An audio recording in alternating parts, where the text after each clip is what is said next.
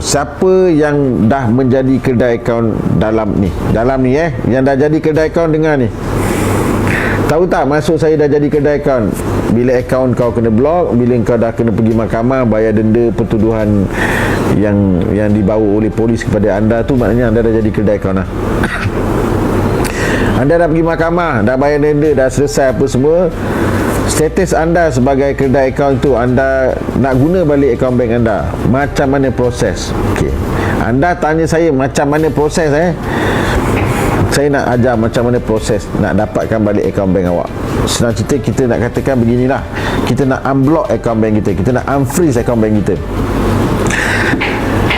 Apa yang anda perlu lakukan ialah anda buat surat kepada pegawai penyiasat. Pastikan sebelum tu, pastikan semua kes-kes siasatan ke atas anda sebagai kedai akaun tu, pastikan semua kes tu dah selesai. Katalah kau ada 5, pastikan 5-5 dah selesai. Maksud 5 dah selesai tu macam mana? 5-5 kau sama ada kes tu kau dituduh di mahkamah ataupun kes tu NFA by Timbalan Pendakwa Raya. Itu istilah selesai lah tak faham sangat kan? Memang itu sebab aku tak suka guna perkataan dan terma siasatan ni.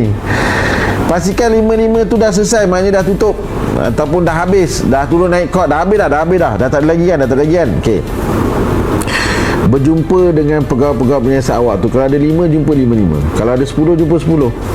Kalau 40 lah. Jumpa dia, kau bawa satu surat. Sorry, aku lupa. Dengan korang ni kena ajar detail. Kat rumah buat surat dulu. Buat surat kepada pegawai penyiasat, Inspektor so and so, saya penama ini, tarikh ini, terlibat dalam kes siasatan ini yang melibatkan akaun bank saya. Bank apa, nombor akaun apa. Kes itu saya telah selesai di mahkamah dan sebagainya. Maka dengan ini saya memohon jasa baik tuan untuk memutihkan. Kita panggil proses pemutihan. Awak boleh guna apa saja ayat.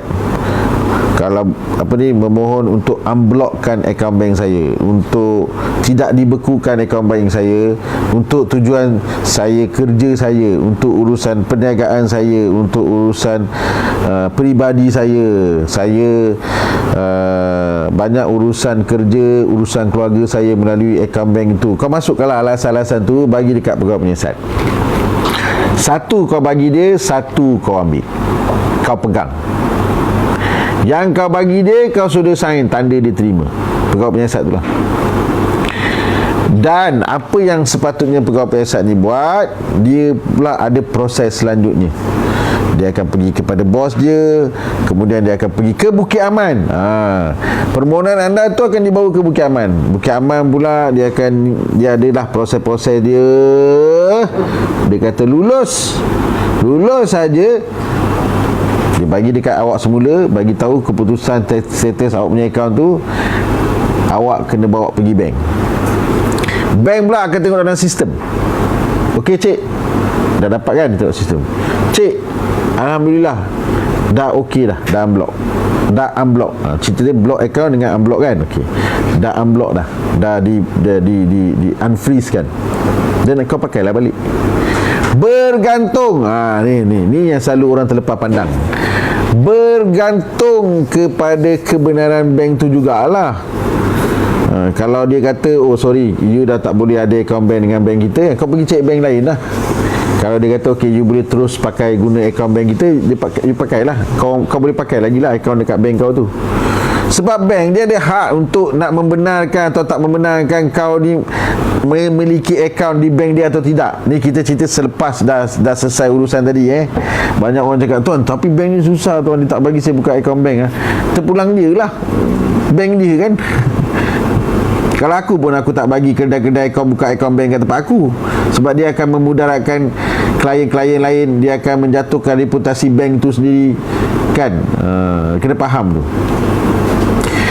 Tetapi dengan syarat, ni tadi kita bawa surat tu kepada bank kan. Ada kes kejadian yang mana kau dah ada surat tu, kau pergi bank cakap minta maaf lah cik, nama cik masih lagi tidak diputihkan lah. Kita punya terma ni kita panggil pemutihan, di-unfreeze-kan, di-unblock-kan lah. Macam kataan aku sebut nak bagi kau faham. Kau kena tanya pegawai polis tu, cik bagi saya surat, saya dah bawa pergi bank, kenapa dalam bank sistem masih sangkut? Polis tu sepatutnya dia pun kena buat ada satu lagi proses untuk nak unfreeze-kan benda tu. Dia dapat surat tu, dia kena unfreeze-kan lah. Proses tu banyak mat, makan masa berbulan-bulan. Aku kena cakap lah awal-awal, jangan kau ingat hari ni buat besok dapat. Tu sebab aku cakap jangan jadi kedai akaun. Sebab kalau kau jadi kedai akaun, kau menyusahkan semua orang. Kau menyusahkan mangsa-mangsa yang kena scam tu. Sebab mangsa kena scam tu masukkan duit dalam akaun kau.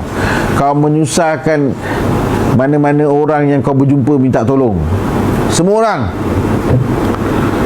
semua tak nak dengar nasihat. Macam itulah.